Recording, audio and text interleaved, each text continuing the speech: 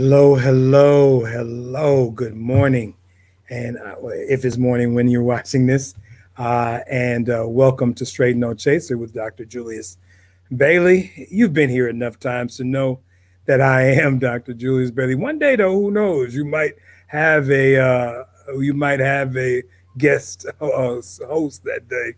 But I am Dr. Julius Bailey, and I'm just overwhelmed by the love and gratitude for this show and for those of you who keep it going. We do have a sponsor today all week. It's a dear friend of mine who sponsored this week. I thank you. He wanted to remain anonymous. He's out of Cleveland, Ohio area, originally from Chicago, but I just want to thank him for supporting the show. Actually, just yesterday, I got another sponsor for next week. And so I appreciate, we'll talk a little bit about that sponsor next week. So again, this is run straight on sponsorship, y'all. And we've been now doing this since July. And so anyway, you feel blessed to help the show, we appreciate it. I have no other sponsors other than you. I'm not begging you, but I'm just asking you that if you feel like you want this show, if you feel like it is necessary. I mean, we give you more than CNN does. I ain't gonna lie to you, but we sure enough ain't got no CNN budget, right? But we just thank you, and I thank even just I'll take this moment to thank all those who work with me. My engineer, Brother Stephen Muhammad, who is behind the scenes right now. I have my co-worker right now, Ms. Jasmine Evans, who's a senior here at Wittenberg, been helping me. And if you didn't know, I'm stalling right now, but I'm good because my guest is on the show. So I'm going to stop stalling and get moving again. This is Straight No Chaser with Dr. Julius Bailey. I wasn't lying, though. I do these watches, right? But I was stalling. This is Julius Bailey again. We just thank you for being a supporter of this show. We are on, obviously, twice a week on Mondays and Wednesdays. From 11 to 12 noon. I am the author of 5 academic books and 1 memoir. I am going to ask you to maybe take a look at www.juliusbailey.com and maybe take a gander at some of the works that I have offered. I'm going to show you here 2 books that are award-winning books that certainly would be important at this day of time. In conversation at your school, at your community groups, at your churches, at your wherever. Her Racism, Hypocrisy, and Bad Faith is my new project. Came out in February. And of course, the award-winning her Racial Realities and Post-Racial Dreams. So if you're inclined, go to the website, check those out, and get moving. Listen, we have one of our first issues of today. Our second guest, Professor Shannon Gibney, will not be able to join us today, but we do have our first guest here that we will introduce here in about 10 seconds. But the second half of the show, we're just going to kick it. I mean, literally, within 30 seconds of this show starting, I got the email on my news feed that Attorney General Cameron now wants to admit that he never mentioned Breonna Taylor's killing in the grand jury. Now, you and I know that's some BS, right?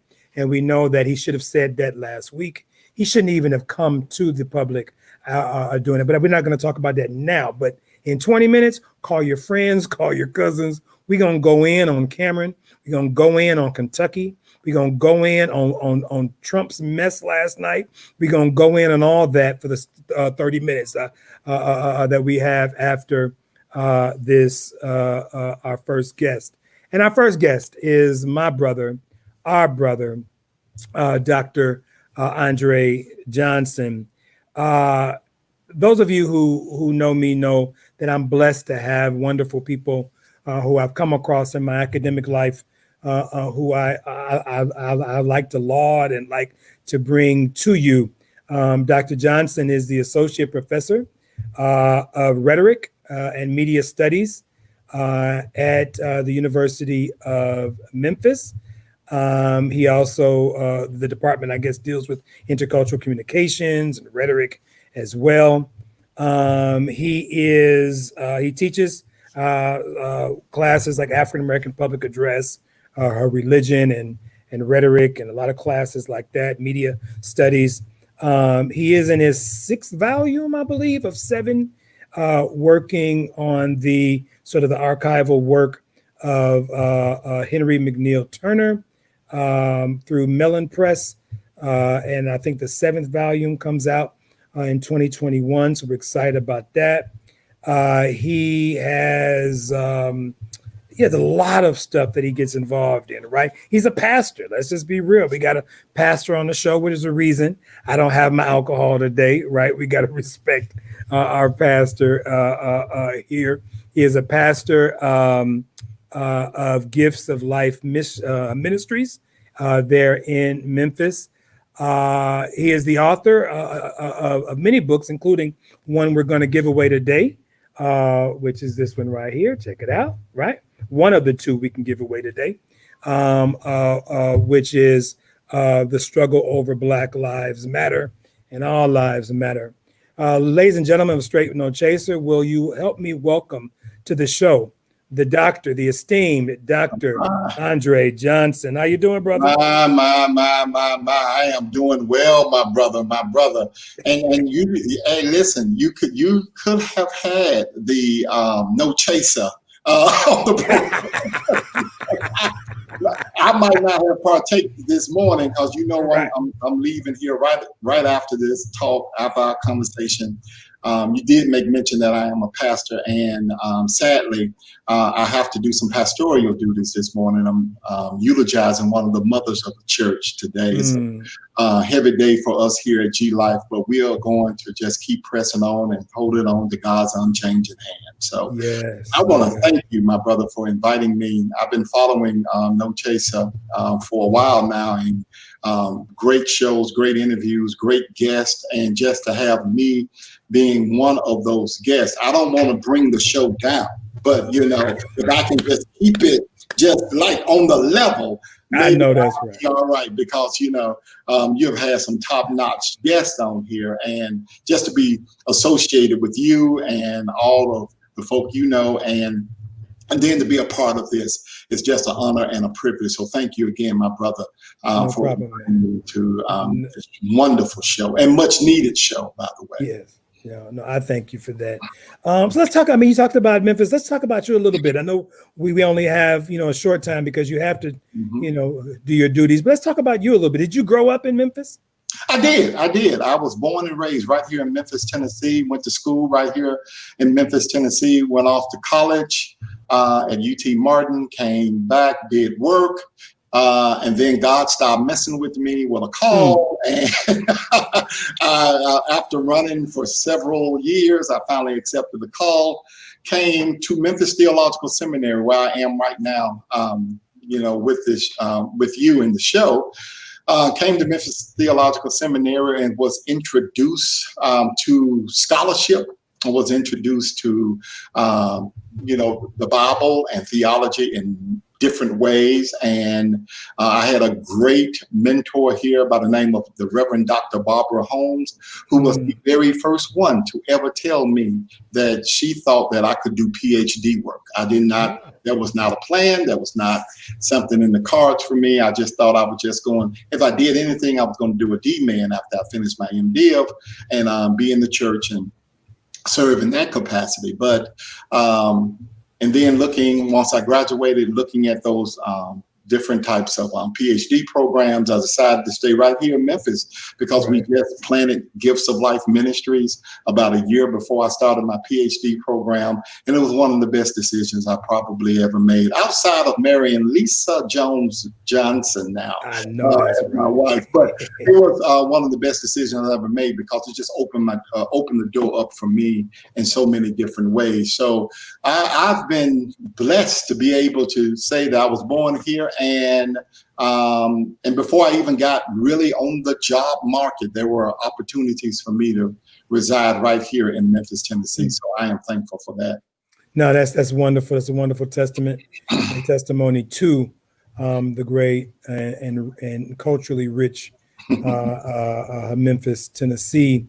So your work, as you kind of alluded to, but let's just jump Yeah. right into it. Your work sort of explores the confluence, the sort of the nexus between rhetoric and theology, Yeah. between sort of religion and politics. Yep. Obviously, it's been incorporating everything throughout of Black Lives Matter and social movement, stuff like that. This work is obviously found in your academic work, but is also found in your ministry. Kind of tell us how this sort of social gospel work, if you will, came to be for you. How even though even though you talked about your mentor there, is it her that introduced you to sort of the social gospel, or what kind of got you into being the type of minister and pastor that engages in social ministry? But not only Dr. Holmes, but pretty much all of my professors introduced me to liberation theology, Black liberation theology. One of the things that we pride ourselves on here at Memphis Theological Seminary is that we educate instead of indoctrinate. And that was very, very important to me in my overall development. You get the smorgasbord, if you will, of theological thought and framework, and you begin to wrestle with your own beliefs, your own frameworks. And if there's something that needs to be shaped or changed or rearranged, you begin to do that work. So I come out of here a better minister, a better teacher, a better preacher, a better pastor. And then I go over to the University of Memphis. I was introduced to rhetoric. I never forget the very first class that I had at the University of Memphis was rhetorical theory. Guy by the name of Dr. John Campbell, who was eventually on my committee and who is still a good friend and mentor even to this day. And he taught that class, and he called it the bus tour. So we did a 2,000-year history of rhetorical theory. So I'm sitting in the class, me and another classmate of mine, somebody that you probably know, Dr. Bailey, Frank Anthony Thomas, who is now the preaching professor at Christian Theological Seminary. He has that African-American preaching PhD program and sacred rhetoric program that he started a couple of years ago, which I am so honored to be a small part of. Anyway, we sit in this classroom and we were beginning, and we looked at our Socrates, Euripides, and Plato, and Protagoras, and all. And we were looking at each other like, what are we doing? What are we doing? Then we got to Augustine, and we were like, hey, we know Augustine. Now we're in there.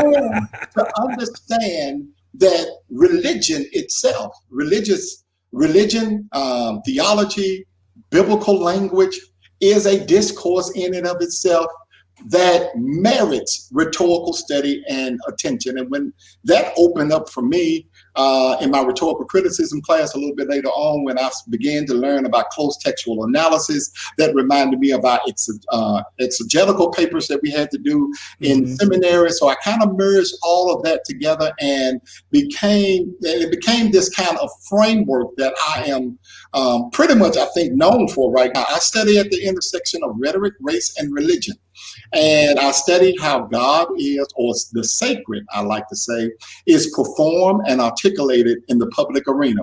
And that takes me all over the place. You held up the more recent book with my co-author, Dr. Amanda Neal Egger, The Struggle Over Black Lives Matter and All Lives Matter.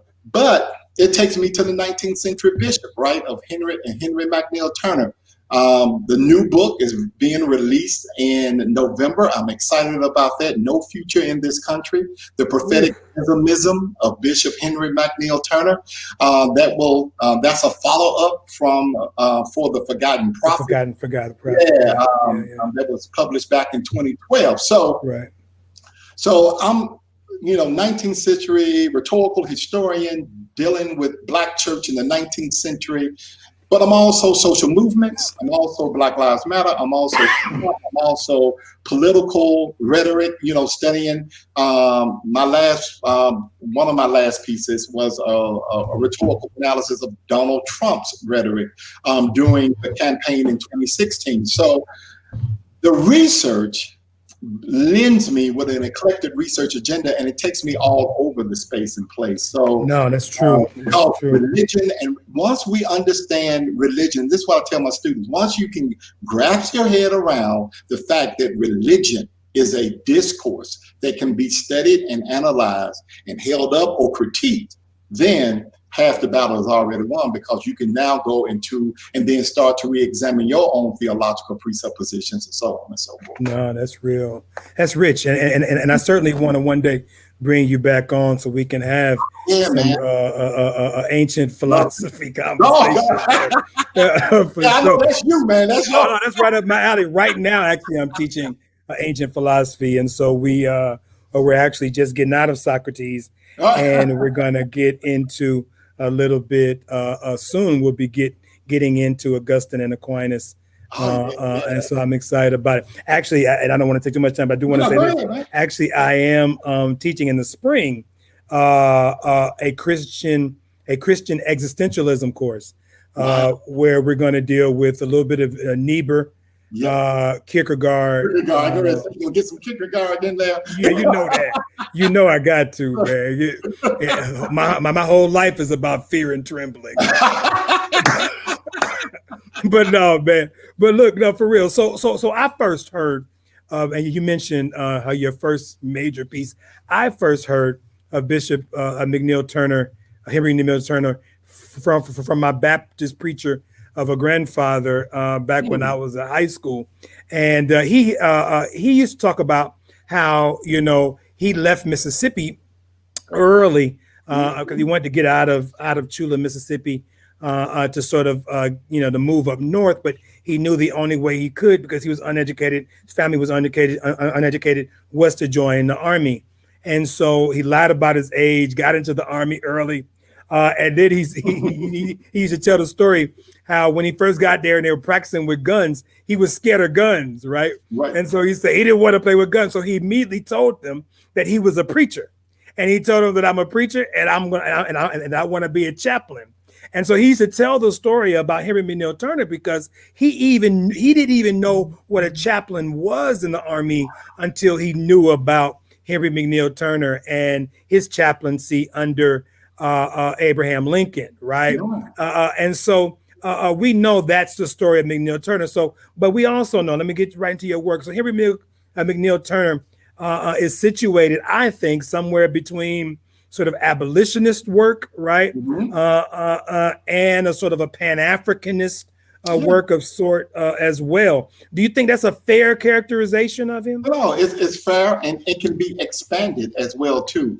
Bishop Turner's career, and one of the reasons why it's hard to pin him into one and only one category, and a lot of people who have studied, and it hasn't been that many. I mean, I remember doing the work in graduate school when I was working on the dissertation, the prophetic oratory of Henry McNeil Turner.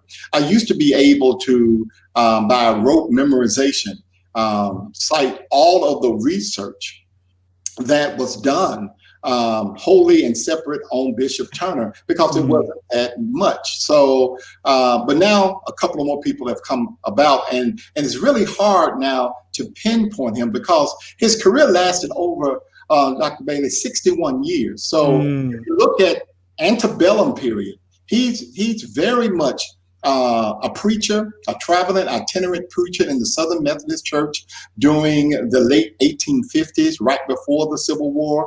Of course, he goes to Washington, D.C. and work Baltimore and Washington, D.C. area, and begins to work there. When the Civil War breaks out, he was against the war, and then he becomes for the war, because he saw in the war the freedom of African Americans, and he begins to challenge Abraham Lincoln to really see this war. He, Frederick Douglass, Rock, and all the rest of it. And that crew, they began to start to push Lincoln to see the war as a emancipatory event, even leading and pushing him to do the Emancipation Proclamation that we know in 1863. But he becomes the first African-American chaplain in the armed forces. the first one commissioned. There were others that came along about the same time, but he has the distinction of being the first one commissioned. He goes on into the Georgia state legislature, so we got politics. You still got the church. He becomes the publication manager, and he becomes this newspaper person, an editor, correspondent, and he started 4 different newspapers. Then he becomes the bishop, and then the senior bishop. I mean, so you got Reconstruction, post-Reconstruction. You got the turn of the century. He dies in 1915. So you got a 61-year career that Turner has been. One of the reviewers of my latest book says that Turner was a central figure in many and all really of the debates that were happening during this period. He is a major figure, and he intersected with a whole lot of different people. And sadly, though, of all of my research and all of my work, I remember the first publisher who gave me, it was hard trying to publish work on Turner when I came out of grad school, because nobody knew about it. And the book wasn't going to be successful because nobody has heard of this guy and stuff. There was only one editor, and that you mentioned at Mellon Press, who knew about Turner simply because he grew up in Canada, which was he was 1 mile away from the Turner Chapel in Toronto. Oh, okay. And he knew of him and said that, you know, this is an important figure. The only thing I know about him is because this church is named after him. And I know that because I have visited the church and I've heard members talk about him. So he allowed me to do that, to publish the works of Turner in this series of volumes. And I began to understand that when I got all of this stuff, I'm looking at it, I'm like, I'm not going to be able to get to all of this. So Turner is still understudied. So if anybody is out there is interested in a figure to study, whether it's religion, political thought, theology, immigration, you talk about Pan-Africanism, the roots of it, Ethiopianism, all of that, Bishop Turner might be a key figure to look at. Now, that's an important piece. So we're on with Dr. Andre Johnson, a professor of communications and rhetoric at the University of Memphis, as well as pastor extraordinaire and social activist. Before we move to this next question, I want to ask you real quickly, didn't he die in Canada too? Yeah, that's good point. Ontario. He May 8th, 1915, and he died going to a AME conference. He was assigned. He had already retired, you know, but they needed some help because some other bishops had passed on, and he was actually going to handle church business and had another stroke because he had one earlier. And that pretty much led him to pass on. But yeah, you're absolutely right. And the AME church, the AME church does take ownership of him, but he did come out of the Methodist Episcopal Church initially, right? And initially, yeah, he was in 1851. He was converted. This is his story, his conversion story. Samuel Laird, Reverend Samuel Laird, preached a sermon that got him fired up, and he talks about foaming at the mouth, rolling on the ground, catching up Holy Ghost. You know, you've heard those stories like that before. And then he gets under this wing, and you know, in the South now, you know, you had to have papers and you had to have somebody vouch for you and travel with you, or it could be kind of, you know, precarious. So he's traveling with this white minister or these white ministers. And he is preaching in 1857, 58, 59 at the University of Georgia. He's preaching at these large spaces and places full of white people. And some African Americans, he was allowed sometimes to go and preach to some of the enslaved folk. But mostly he was going around with these white ministers and come to the realization that they did not ordain or allow advancement in this church for African Americans. So he was introduced to the AME church by Bishop at the time, well, soon to be Bishop Rebels, and the rest, as they say, is history. It's history. Traveled down to New Orleans and caught the AME bug, and he realized that, hey, there's a church with black bishops. Let me sign up. Let me sign up. So real quickly, so you you certainly we see you in the streets, man. Oh man. I see you at academic I see you at academic conferences. I see you on television. I mean, how would you characterize yourself? Assuming, I mean, you talked about students who want to, maybe study Henry McNeil Turner. How would someone study you? How would you identify yourself? I am a called child of God. I am a minister of the gospel of Jesus Christ. The Jesus that I serve dictates, commands, push, leads, guides, strengthens, and encourages me to go out and do those things that challenge the system, that speaks truth against power, to bear witness of the goodness and mercy of Christ. That's the foundation. Everything else comes out of that. And I say this, and I'm glad you asked that question, because I get that question a lot.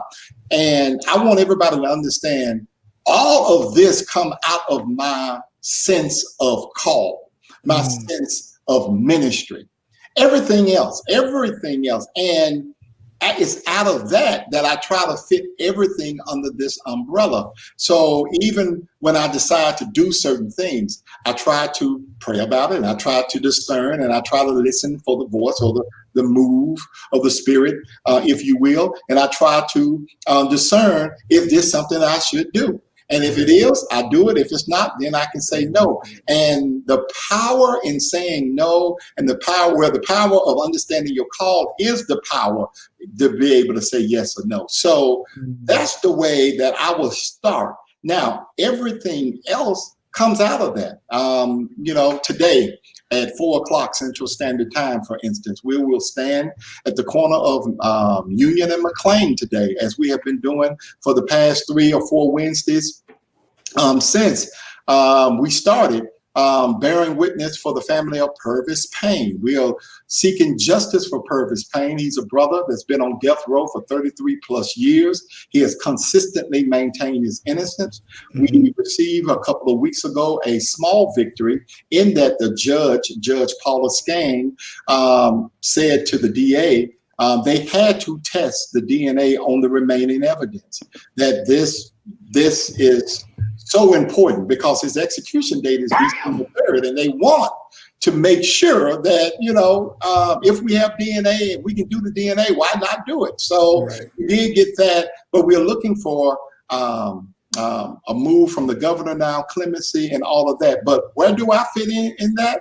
My job and my call right now is to just be on that street corner on Wednesdays from 4 to 5, holding up a sign, letting people know about this case and about what we feel is an atrocity, because we do all feel, his lawyers, his team, his family, and yes, the Innocence Project, who have looked at this and decided to join in on this case. And they don't take any case lightly. So we are excited about the opportunity that's afforded us, but we do know that nothing comes by way of just sitting back and letting, as King say, the time just go, time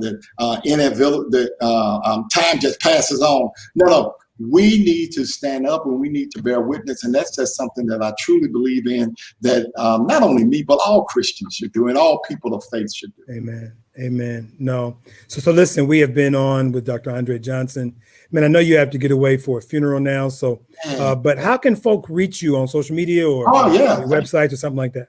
Yeah, man. I'm on Twitter. Okay, you're on Twitter. A.E. Johnson. Say that one more time. Brother. A.E. Johnson, PhD. A.E. Johnson, PhD. Okay. And I'm on Facebook as just Andre Johnson. I should be one of the first ones that pop up. My website is aejohnsonphd.com. Okay. So you can just find me, or just Google me. Just Google. You're Googleable too. The pop up is University of Memphis, so I'm there as well too. Right. So I do try to be accessible on social media to let people know, if for no other reason, that there is another view, another frame, another foundation, and yes, even another discourse and belief as it relates to Christianity, that what you hear propagated a lot of times in the media is not the faith that I purport, and a whole host of other folk totally reject. So we want to let it be known that there are some people of faith out here that are standing with the marginalized and the compartmentalized and those that stand at the margins of society. So that's another reason why I do some of the stuff that I do. What you do. Man, I thank you for all that you do. And thank you for joining us. I will certainly see you soon. And ladies and gentlemen, if you want one of Dr. Johnson's books, listen to this man. He's brilliant. Listen, this is a brilliant man. I'm trying to pub you up. Don't be pubbing me up. He's about to help somebody. Go ahead on, brother, man. Go ahead. I thank you, preacher, man. You are a mess. Thank you, man. You have a great day, okay? All right, man. I love you much, man. I love you, too. Bye. Listen, ladies and gentlemen, I was trying to say this. If you do want one of Dr. Johnson's books, I have two to give away today. I have this one on Black Lives Matter, which is a co-edited volume. And then I also have the Henry McNeil Turner, The Forgotten Prophet book. So if you want one of those books, I'm going to need you to share this broadcast today. Make sure you like and follow us on Straight No Chaser with Dr. Bailey. I'll certainly just randomly choose somebody in my, who does that. And we will get in touch with you so we can send you this book. Like I told you before, those of you who saw the promotions, right now is the time to call your friends, tell them to come on the show because I'm about to go off. But before I go off, I want to make sure that you know that we are excited to be able to offer you individuals like Andre Johnson. I'm sorry that Shannon Gibney, Professor Shannon Gibney, could not be on today because her work on infant mortality and the work that she does on maternal health and the ways in which the stories that many women suffer in silence, especially women of color who suffer in silence as it relates to losing children, is a story that I like to highlight. You all know my friend and rep in Columbus, in Erica Crawley. You know that her work, she's very, very, very vehement about this issue. And so my dear friend and sister Courtney, I mean, her life was shattered through this similar process. And so I've been hit with the compassion bug for all women who go through maternal troubles and childbirth issues. And so I really wanted her on the show because of that. But I also wanted her on the show because she is an author of teenage books. And I got a teenage daughter that needs to be reading more teenage books. But See No Color and Dream Country are two of the most phenomenal books in America right now that the young adults read. And older teens read, and young adults. Generally, her stories amass from issues of biraciality, identity, and so one deals with adoption. And so if you ever get a chance to Google Shannon Gibney, Gibney, please see her work. Actually, we teach her here at the university in our English department with a professor who teaches. I forgot now. I'm sorry. I feel so bad. Who teaches her? But I know somebody teaches her in our English department. Lori Asklin. Sorry. Of course, I know Lori, but I forgot she teaches it. Lori Asklin teaches Shannon Gibney's work. So listen, sorry, but she couldn't make it. She was ill. So those of us who are prayerful people, let's pray for her. So look, y'all, as I mentioned before, right before coming on the show, Attorney General Daniel Cameron had put out a press release in advance of what will come out after 4:00 today, which is the transcript of the grand jury. But he comes out early today to sort of preempt the what we're going to find out later this afternoon, and admits to America, admits to Kentucky, admits to all the thousands of people across America who have been fighting for Breonna Taylor, admits to Breonna Taylor's mama, Breonna Taylor's sister, Breonna Taylor's partner, admits that he never even mentioned the killers of Breonna Taylor in the grand jury. What kind of mess is that? The state attorney general in a grand jury that deals with the murder and killing of a Black woman now admits that he never even had a conversation to the grand jury around the two officers who shot and killed Breonna Taylor. And this is what her parents were saying. This is what her mom was saying. This is what our sister Mallory was talking about. Tamika Mallory was talking about. That ain't no way in hell you're going to have a no indictment on people who shoot up a house of an innocent Black woman who land there minding their business and not have an indictment. And the only reason you didn't is because now he admits, and he only admits it because of a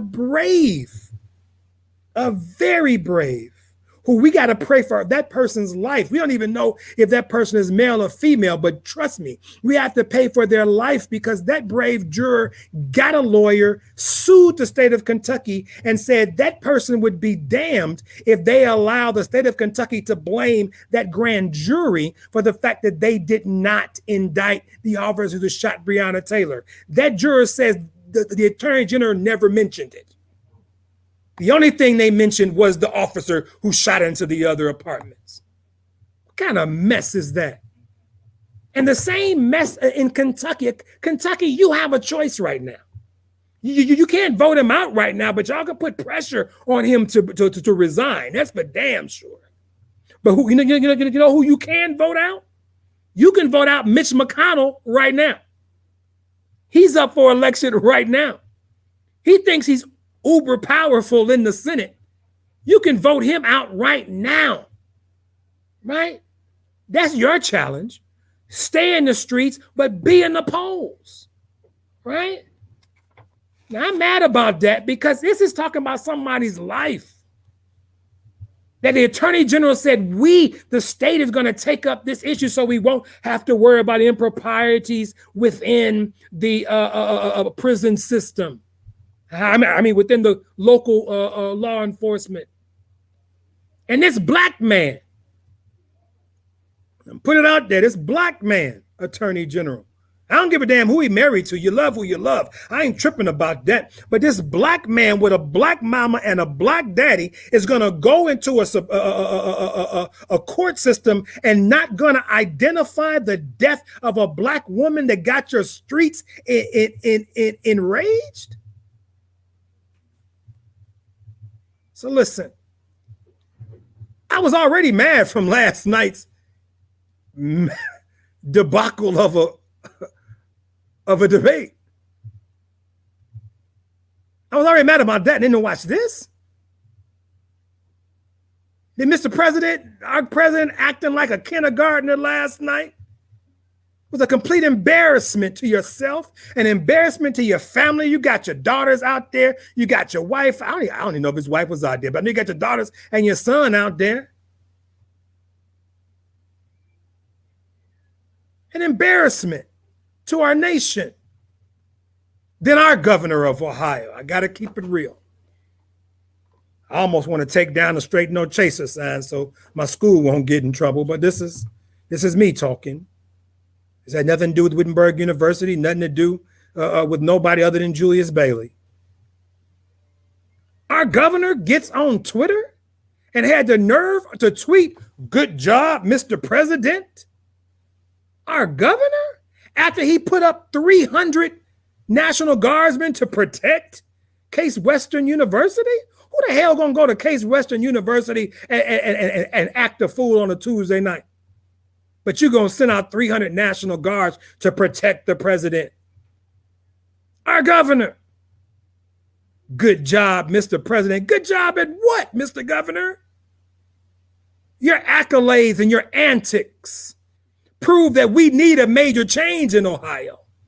Great job. Great job at what? Great job of being an imbecile? A great job of continuing to not give a damn about black and brown folk? Great job. Great job. Great job at emboldening white supremacist groups and vigilantes? Great job, Mr. President. Great job of talking loud and saying a whole bunch of nothing for 90 minutes. Great job, Mr. President. Great job at making it clear that you have no health care plan, that you have no all you want to do is erase Obamacare and get rid of that legacy behind you. I'm with Biden last night, who asked Trump, don't tell me all this stuff that you want to do. Where the hell has your plan been for 3 years? 47 months and you haven't put in a health care plan, sir. Great job, Governor DeWine says. What the hell were you watching, Governor DeWine? Are you trying now to backtrack?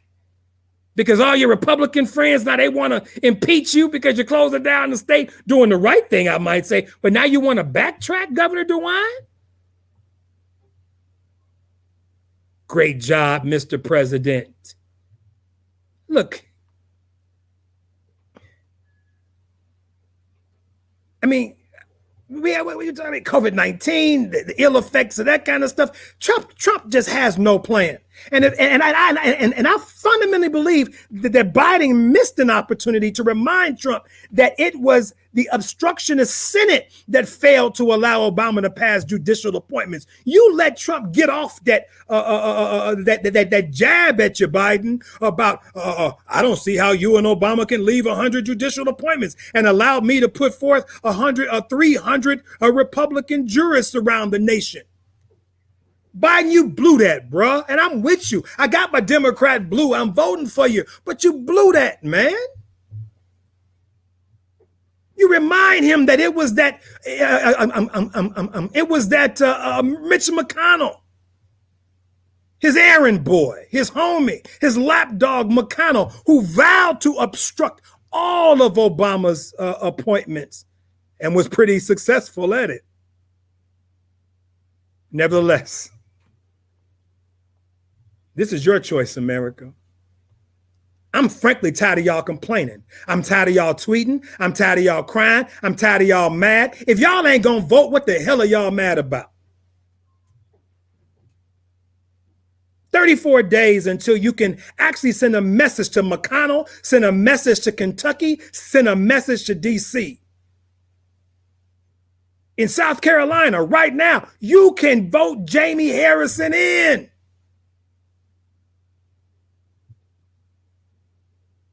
Get rid of the old man, Exeter, the senator of South Carolina. I forgot his name right now. Ex-attorney general. Get rid of him.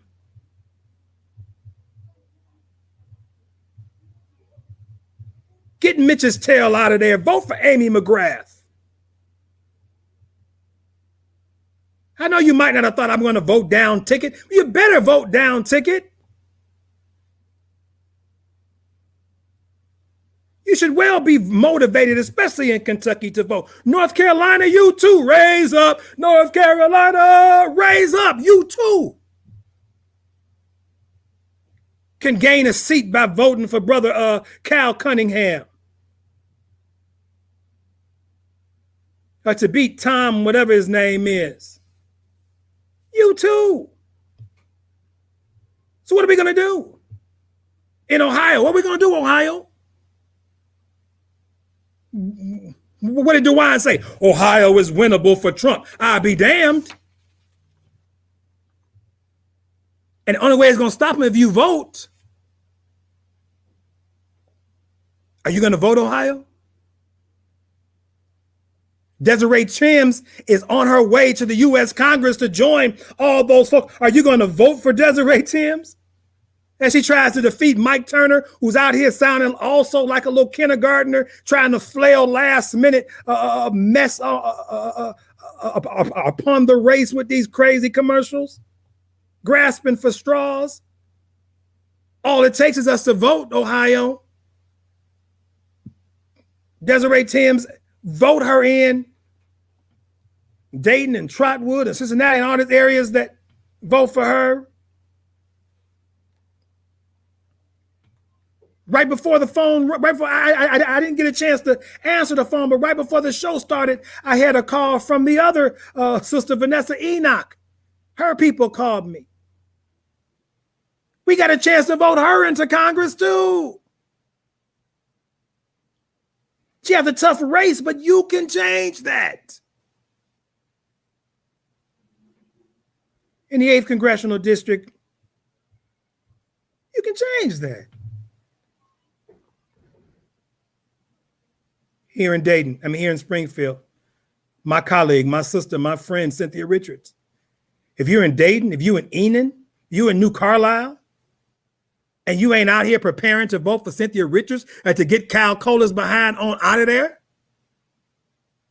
the same Cal Kolar who voted against a woman's body, the same Cal Kolar who voted to sort of to allow stand your ground and take place, or stand your ground that black folk have no right to. I've been trying to get Cal Kolar to debate me for 2 years. Come on, Cal. You better hope that Cynthia beat you. If not, I'm going to be on your butt for 2 years.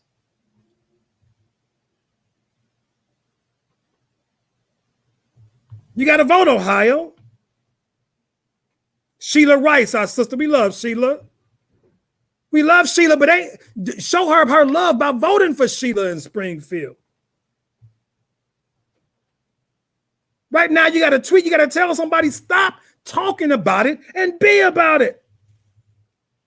Willis Blackshear in Dayton. That's my homie, good young brother. He got to get voted in. Some of y'all talking about, well, I'm going to protest my vote. You sound like a damn fool. As you protesting, they're winning and we're losing. They're winning. We're losing. Healthcare threatened. Job security threatened. Issues around affordable wage threatened. I'm protesting my vote. We need people that's going to fight for you. I'm going to let this go. But no, wait, hold on. Clayton, Ohio. Trotwood, Ohio. I still don't understand how the heck you let Phil Plummer into the House of Representatives out there in the, what district is that? The 40th district. The 40th district. You have LaRonda Jackson right now. You better vote her in. We had her on the show 2 weeks ago. Phil Plummer? Y'all let him in? That's why I know y'all sleep at the wheel, because I know y'all didn't vote for that dude. That's the dude that the county of Montgomery County had to pay, still paying out millions and millions of dollars in payouts for people who died under his watch. My count is 3. It might even be more than 3 of people who died under his watch, died under him as sheriff of Montgomery County. And y'all gonna sit up here and vote him into the House of Representatives. Y'all done lost y'all mind. Y'all better vote for LaRonda Jackson. And not let other folk vote a man who are already proven he don't give a daggone about black folk and po folk. Come on, man.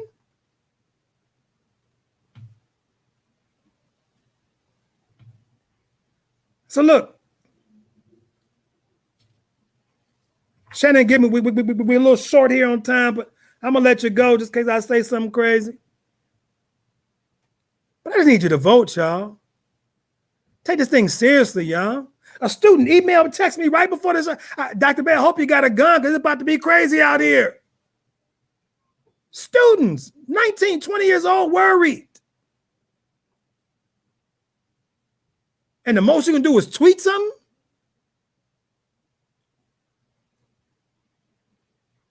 You better vote. You better carry somebody to the polls. Frank, I'm going to tell you what I did. It's going to be crazy. How people going to look at me like, how the hell are you here? I signed up to be a poll worker. I'm going to watch these folk. And I might get arrested because I see some folk acting a fool. You let them, you let them boys come to my polls. Trump boys and act up. And you don't think if I'm going to take my tie off and stand my ground to them. They can keep the $100. I don't need no $100 to be no damn poll watcher. I'm watching to make sure them folk ain't threatening our people who are trying to go vote. And instead of sitting at home playing Xbox, you need to make sure you're at the polls watching the people who are watching our people who are trying to vote.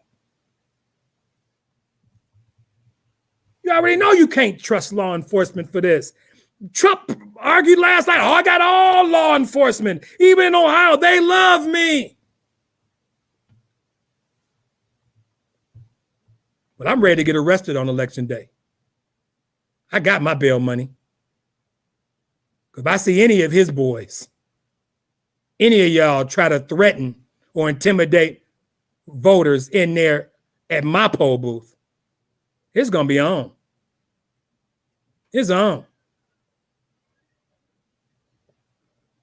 This is what this election is all about. It's on. This is our life. This is our future. And if you let that dude get 4 more years, and you let McConnell get away with this in Kentucky when y'all got all this in front of you, Cameron, McConnell, same state, the death of Breonna Taylor, and y'all can't vote Mitch.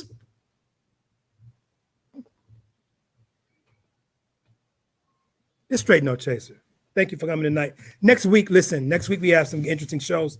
A man playing tricks on me right now. Oh, Dr. E out of Columbus, Ohio. We got her coming in. We're gonna ask her to sing a little bit. I don't know if she's gonna sing, but she's a phenomenal professor. We know there at Ohio State. Our brother up in Toledo. We love our brother Julian. He's gonna be on the show. Who's running for city council in Toledo. That's going to be on Monday. On Wednesday, we come with part 2, right?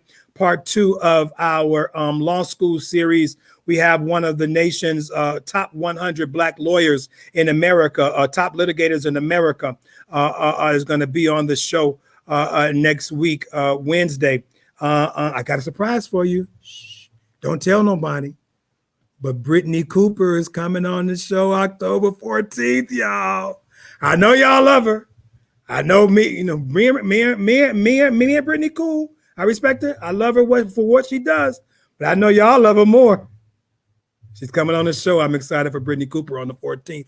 It's just going down, y'all. Straight no chase. Again, like I said, if you want to be a sponsor, come on. Thank you to our sponsor for this week, our anonymous sponsor out of Cleveland.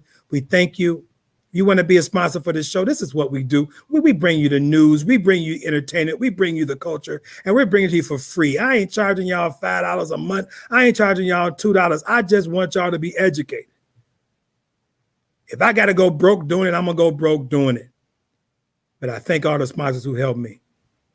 I thank my engineer, Brother Steven. I thank Jasmine. We got the future homecoming queen of Wittenberg just walked into our studio. If you at Wittenberg and you go vote for Zori Parker. She just walked into the door, the future queen of homecoming here at Wittenberg University. Vote for her. Thank you for coming to Straight No Chaser. God bless you. We out.